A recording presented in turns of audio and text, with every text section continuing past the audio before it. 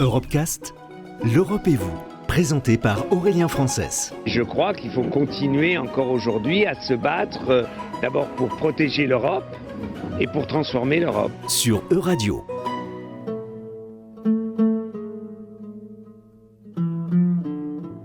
Le taux de décrochage scolaire atteint une moyenne de 11% en Europe. Il s'élève même à 20% dans certains pays du Sud, comme en Espagne, au Portugal ou encore à Malte. Pour faire face à ce problème majeur, la Commission européenne a mis en place une série de lignes directrices axées sur la prévention.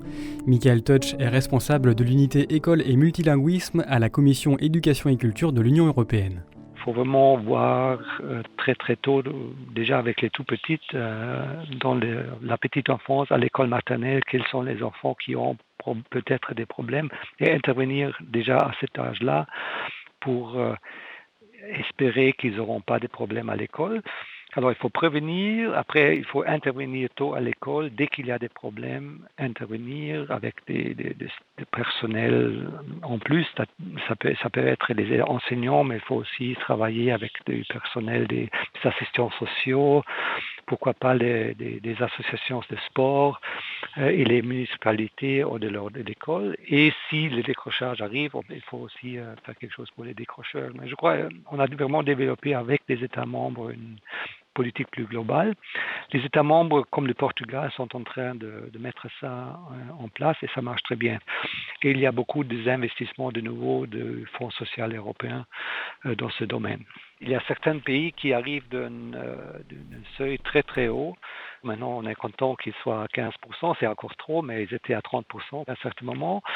Il y a des situations un peu plus spécifiques, comme en Espagne. Il y a eu des problèmes il y a 20 ans, quand l'Espagne a eu un boom dans le domaine de la construction. On a eu des problèmes que beaucoup de jeunes hommes, certainement, ont pensé que c'était plus profitable pour eux d'aller travailler dans le secteur de la construction sans finir l'école. Et ça, c'était quelque chose qui va peut-être bien à un certain moment, mais au long terme, c'est vraiment contre-productif. Et là aussi, on espère de faire des avancées. Disons, tous les pays ont leur histoire.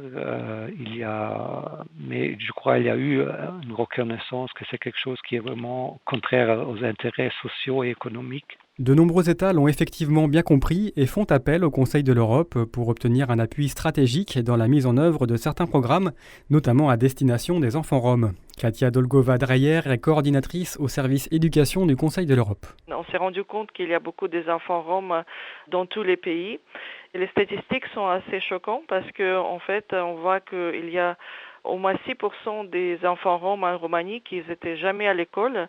Il y a 27% des enfants qui reçoivent l'éducation dans les écoles ségrégées.